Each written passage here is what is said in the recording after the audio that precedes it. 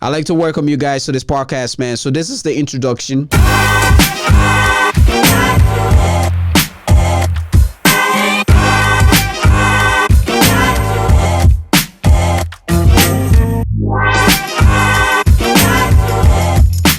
I feel like we're honestly doing things backward here, but it's okay.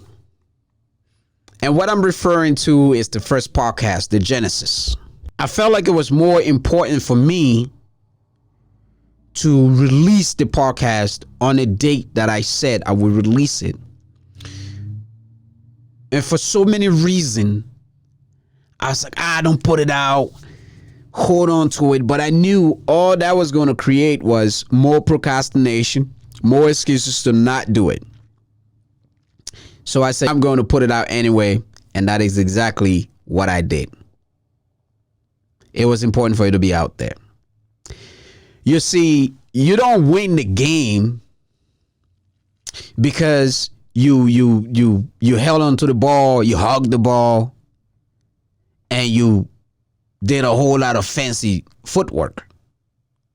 If 18th Avenue Podcast is a football match between the United States and Canada, and United States has fancy footwork, you can't win the game like that. You only win the game when you put the ball in the net. And that is what I needed to do. You put the ball in the net and make the goalie work for that. That's how you win the game. So it was important that I put that podcast out, regardless of how I felt about it. And then tweak things from there on. Ladies and gentlemen, I'd like to officially welcome you to the introduction, this very special edition of 18th Avenue Podcast.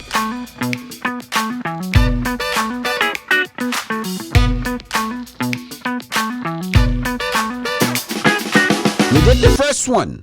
This is the second one.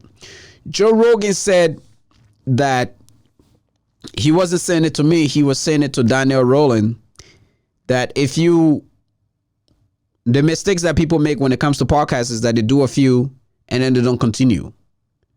No matter what, you have to continue and just keep fixing things from there, and you will get better and better and better.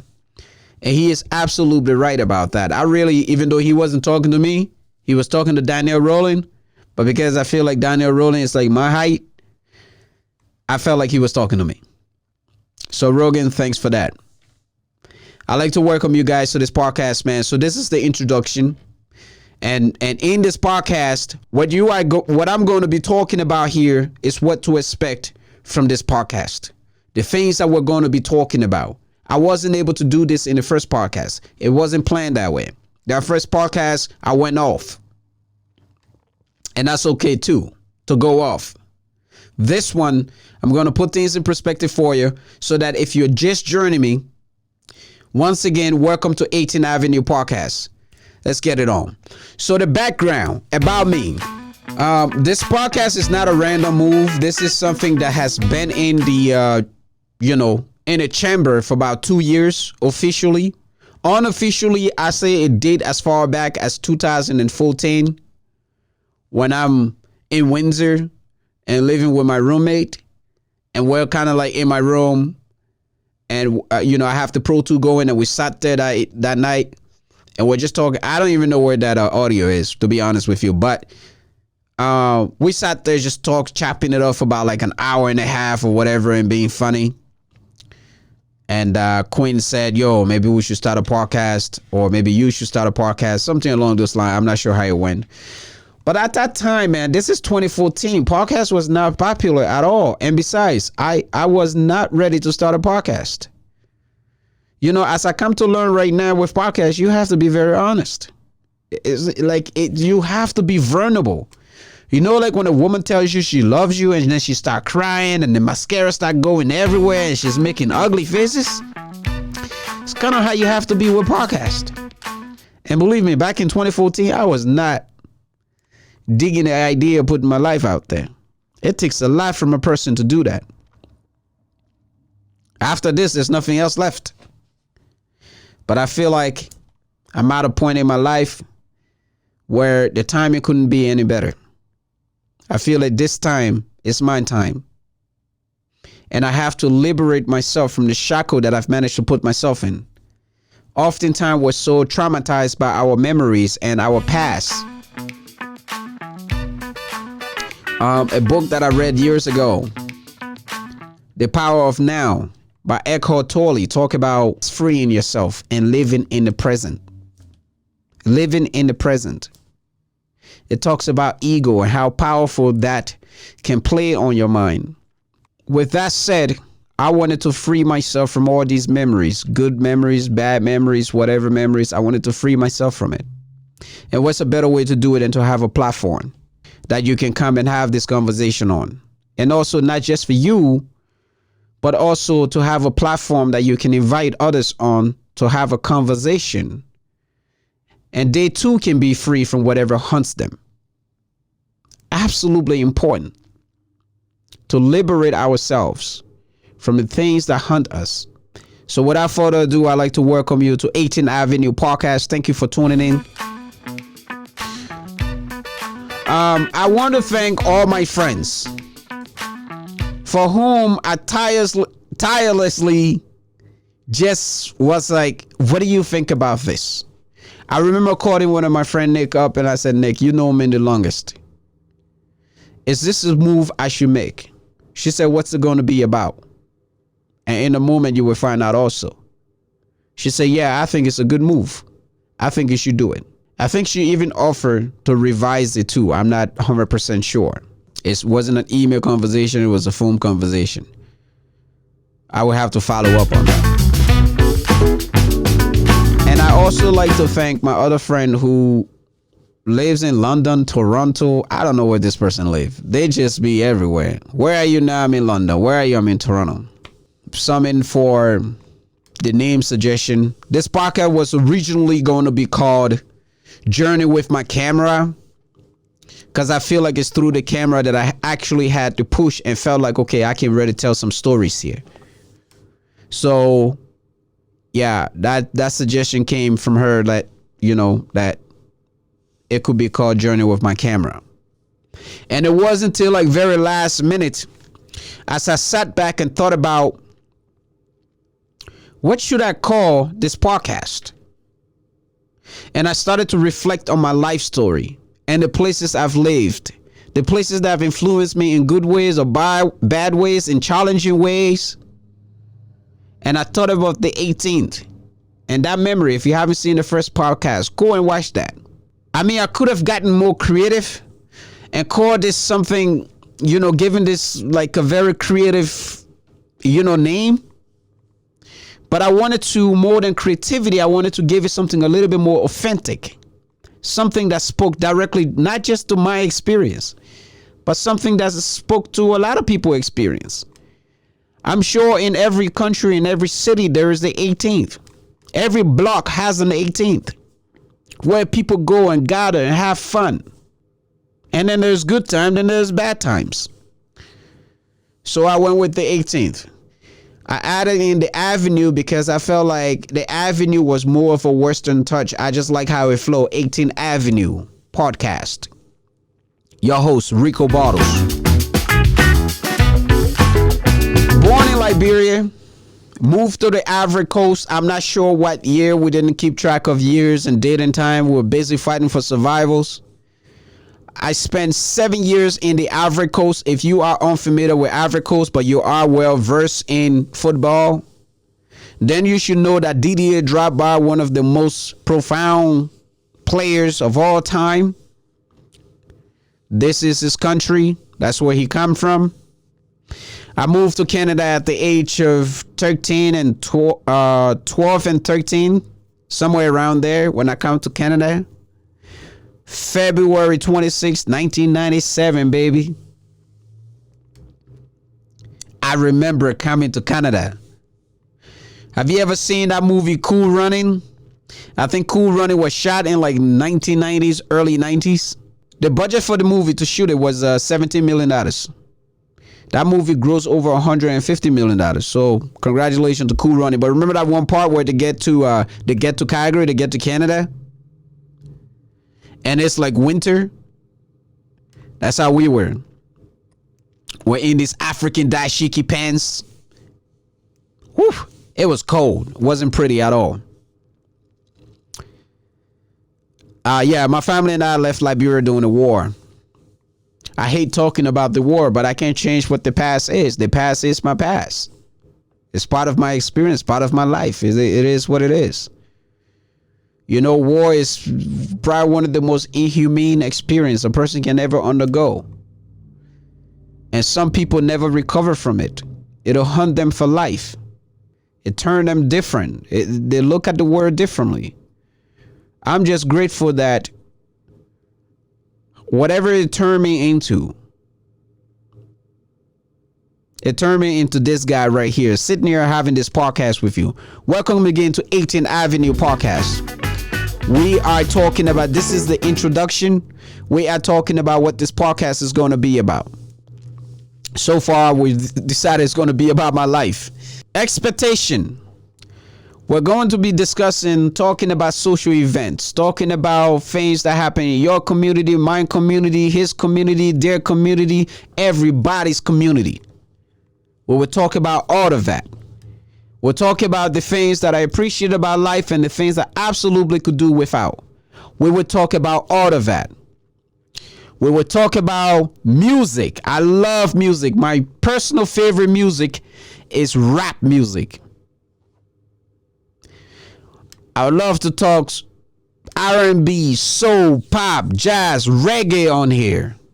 And some of my dream list here is having musician on this channel. We can chop it up, talk about things, what inspired them, talk about them. We'll talk about photographers. I would love to have photographers and videographers on here as well. We'll talk about models, actors, actresses. Because I know there's a lot of new generation that wants to know. They want to be in that field. They want to experience that. So it'd be nice to get a head start. I don't know about you, but I love to live vicariously through other people's experience. I'm not Rotten King, but I'm living vicariously through Rotten King. That man got beat down. I don't want that kind of beating on me. We're going to talk police brutality. We're going to talk racism. It's important. I know white people always say, oh, why you guys always talk about racism? You think everything is racist. Look, here is what I've come to realize about racism and what it is and what it isn't. Anyone who says that racism isn't really a thing, this is because they haven't personally experienced racism. See, it's kind of hard to relate to something that you haven't experienced. I can get into stories upon stories about war, about abuse. But if you haven't experienced it, how would you know anything about that? If I never experienced what it would be like to live in like a $15 million home, how could I really understand what it's like? I wouldn't. I would think that everything is peachy and cream, and it may not be. Racism is either you're black and you have gone through it, or you have not, and you would not understand it. I remember there's like friends of mine that used to say, oh man, you're always on that issue about racism, blah, blah, blah. Things are not that bad. And then these same friends move to other places and move around the world. And they're like, then I saw them posting about brutality as well. As I said, if you haven't experienced it, you can relate to it. So just let it be.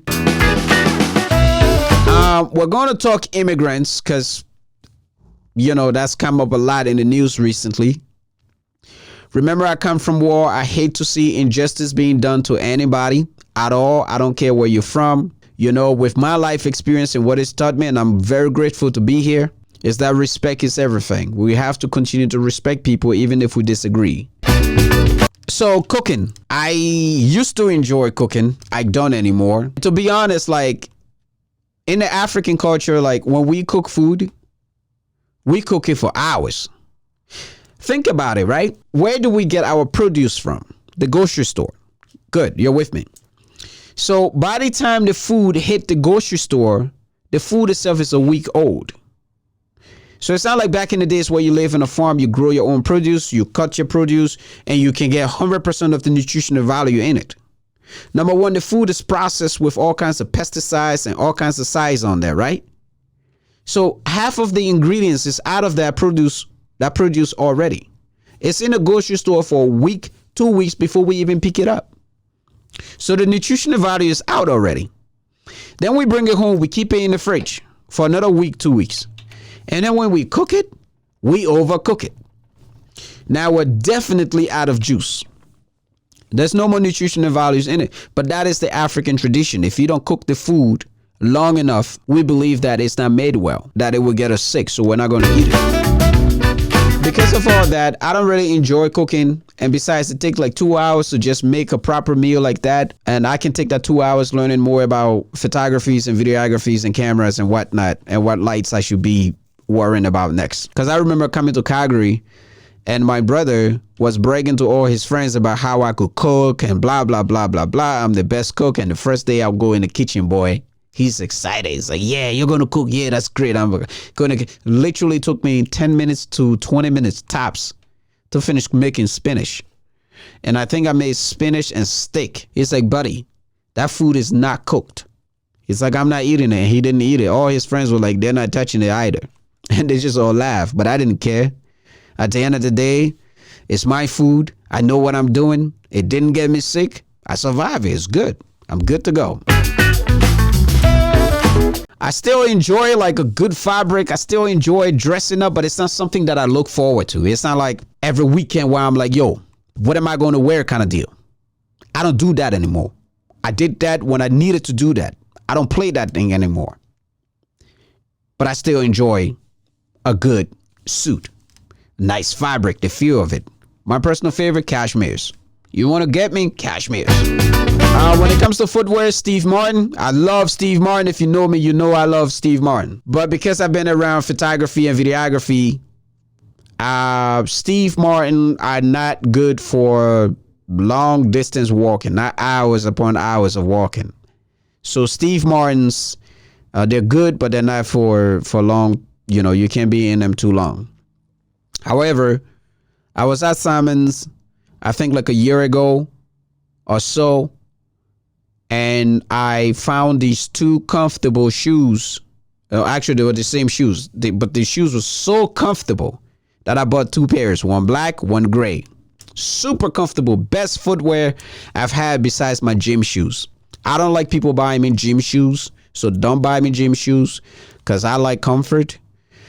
The reason I like comfort so much, or at least I have come to appreciate comfort more now, is because during the year, a good 6 months of that is spent in the oil field, wearing crazy oversized coveralls, ripped off, and steel toe boots and hard hats, and looking all kinds of funky ways, and it's just crazy. Going up and down these humongous stairs, and whew, don't make me get into all that.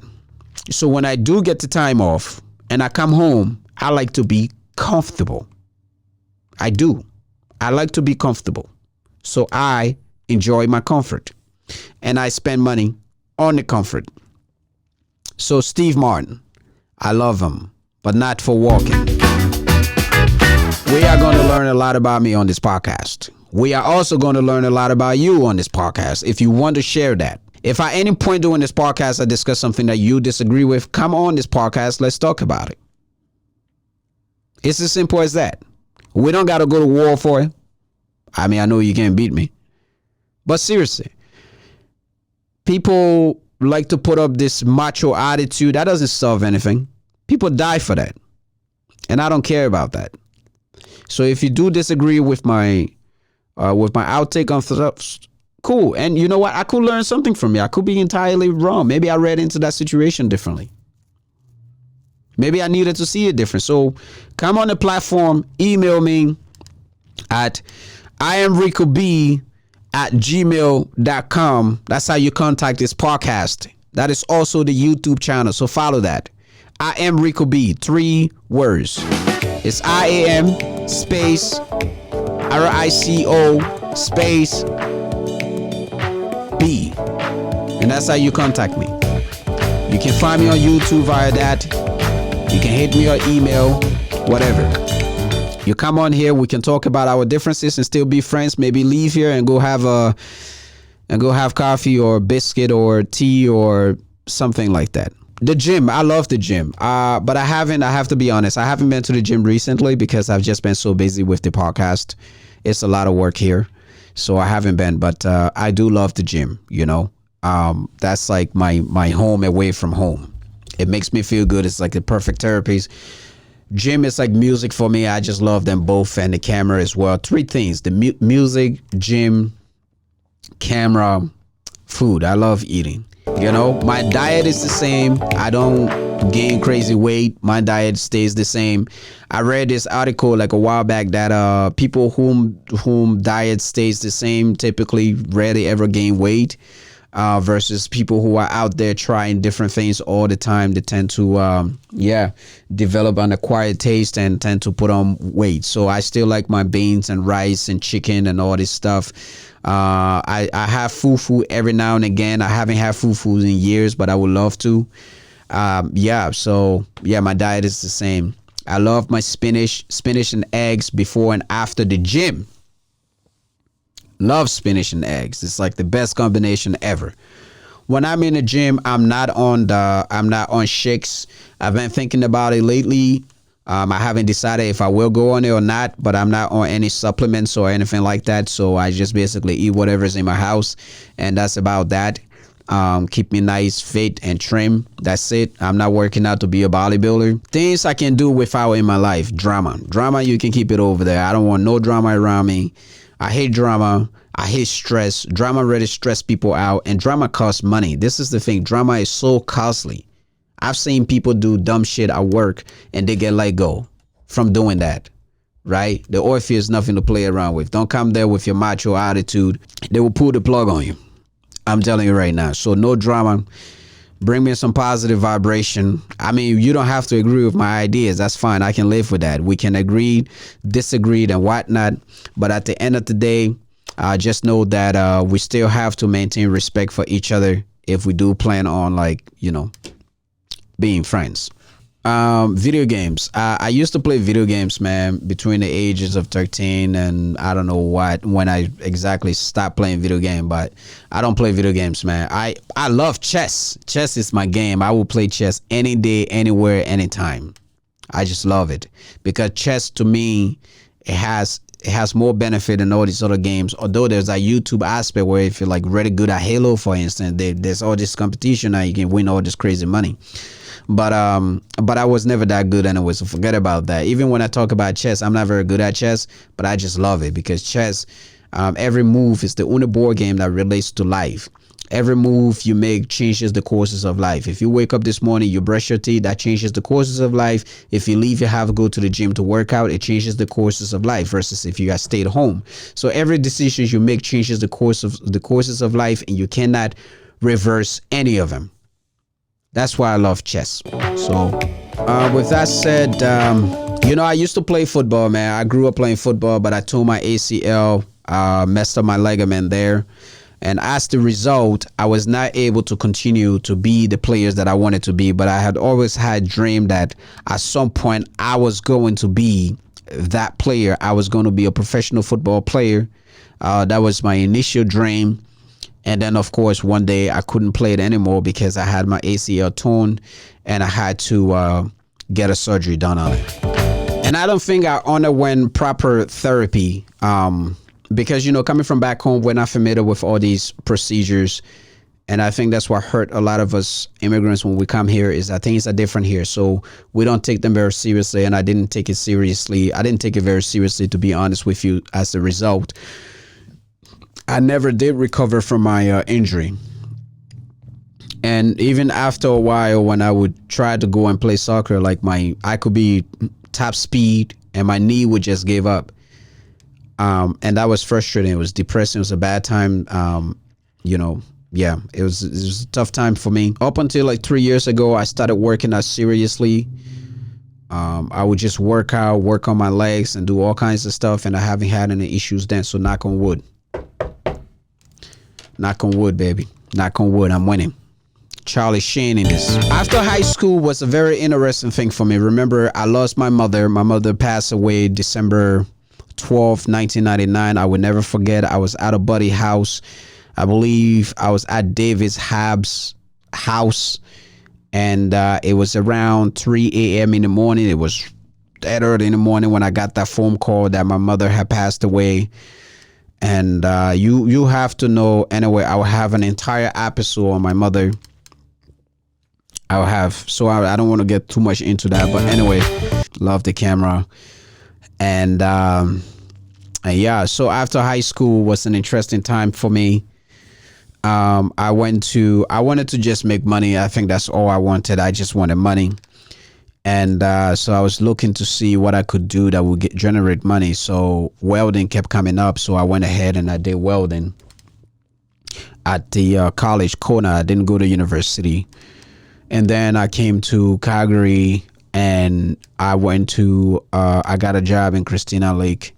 And I worked there for 3 years, something like that. But I eventually left that for the simple fact that there was too many. If you think that the oil field doesn't have much of a safety right now, I mean, the safety in oil field, in oil and gas right now is immaculate compared to what it was back in 2006. It was ridiculous, living out there in Christina Lake, you meet all these sour characters, and they hate their life, they hate their job, they hate their wife, they hate everything because they never leave that place. They just stay there, and the place consume them, and they feel like they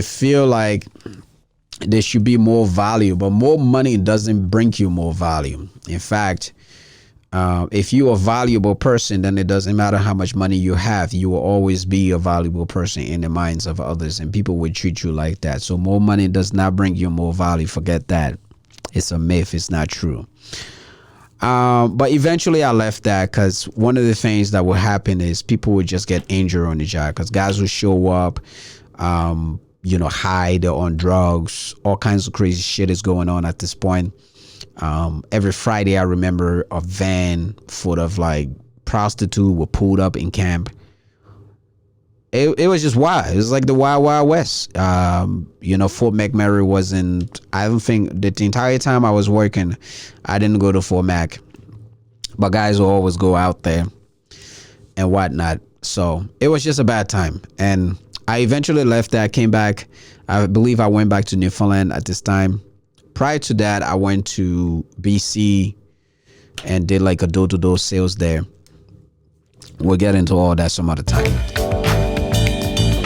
Okay, drugs. I don't do drugs. I mean, I'm lying. I've done drugs. I've done weed. I smoke weed maybe 5 up to 10 times throughout my life. I haven't done weed probably in the last 10 years. 10, 15 years. But prior to that, I would only do weed in social settings. I wasn't a good I wasn't a good weed smoker. And by that I mean like I would always fake smoke the weed. I never liked the cough. That crazy cough. That death cough. That tuberculosis cough. I never liked it. That chemotherapy cough. I hated it so much, and that's probably the reason why I didn't go any further. My weed career didn't escalate because I didn't like it. I couldn't stand it. So I would fake smoke it. I would take it, put it to my mouth. And I never bought weed in my life. I've never had a weed man in my life. But I've always had people ask me if I have weed. I met a gentleman recently. He's like, oh man, remember when we were in Newfoundland, we used to go and smoke weed? I'm like, what are you talking about? First of all, I never even partied with this individual.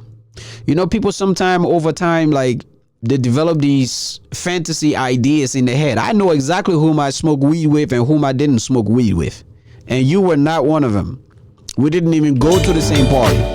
Chill. And then we're moving on. So drinking. I used to drink a lot, but I eventually made it a point to stop drinking when I was in Windsor. because I was being counterproductive. Drinking for me is really truly counterproductive. I will get wasted, smash, totally shit face. And then the following day, I'm just useless. And I would look at my camera just sitting there looking at me, and I'm like, I can't do this anymore. But the main reason why I eventually stopped drinking was I would just talk to random people when I was drunk. And I hated that because I felt like I'm not a big guy. What if somebody was just to pick me up, fold me up, and put me in a pocket and kidnap me? That's it. I'm another black statistic. A man, full-grown man just disappeared. They're going to Jimmy Hoffa me. I didn't want to be Jimmy Hoffa. No way.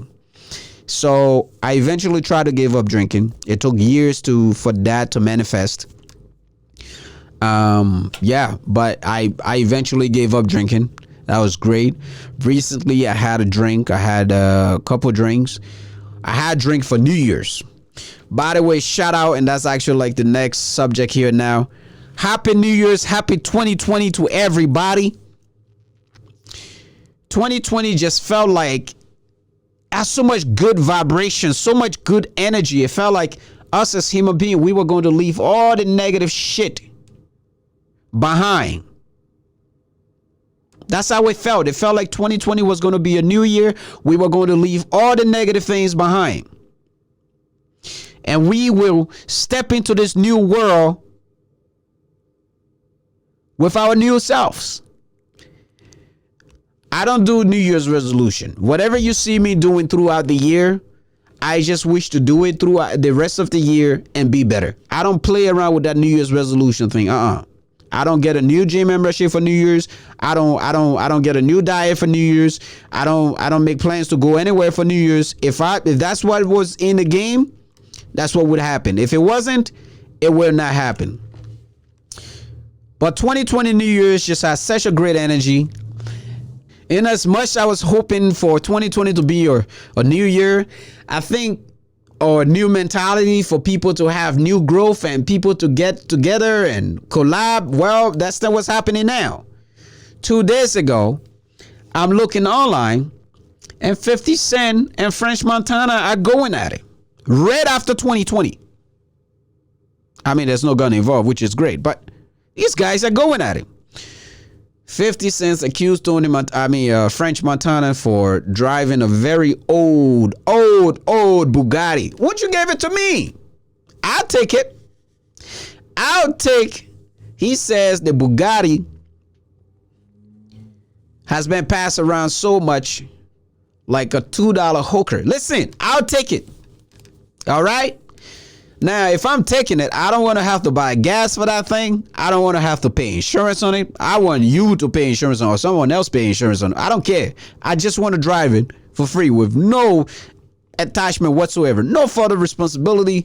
If the tire breaks down, I don't want to have to deal with that. You can deal with that. You know what I'm saying? I don't want the responsibility. But I would take the Bugatti.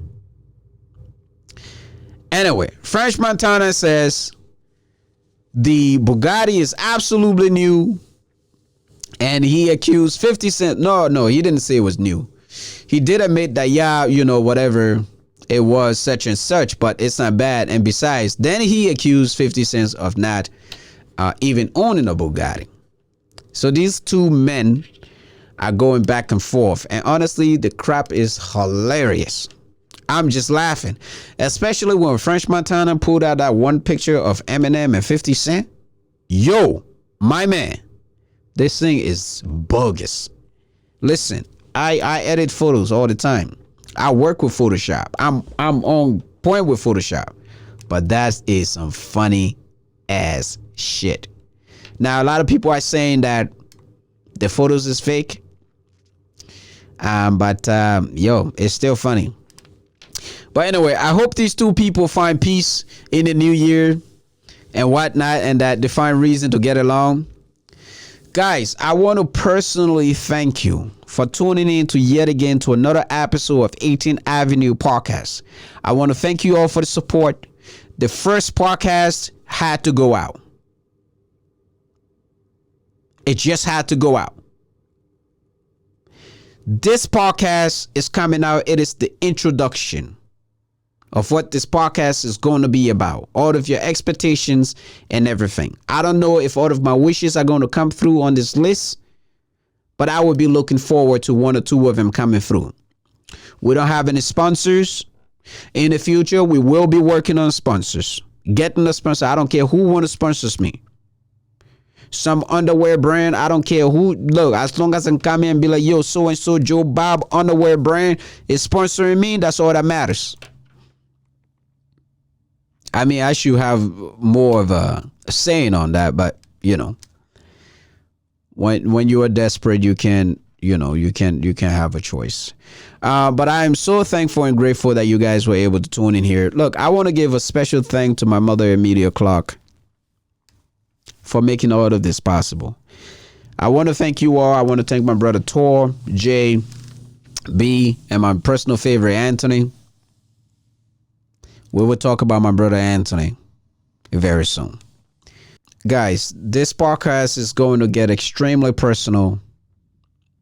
It's going to get extremely personal. So even if you know me for 10 years, you don't know me, because there are things that I've chosen to open up about in my life. There are things that I've chosen to just shut the door on. So you don't know me. You just know what I chose to show you. But I will be opening up. I want to thank you all for tuning in to this podcast. I appreciate you. I love you. Please remember to subscribe and share, comment. Let me know how I'm doing. And if ever you disagree with any subject matter, send me an email to iamricob@gmail.com so that I can have you on the show so we can talk about it. We don't have to go to war about it. I don't care if I'm talking about your culture. I can call you up wherever you are. Just make sure you have good signal, because I do. We can talk about it. We don't need to go to war. We don't need more negativity. Thank you so much.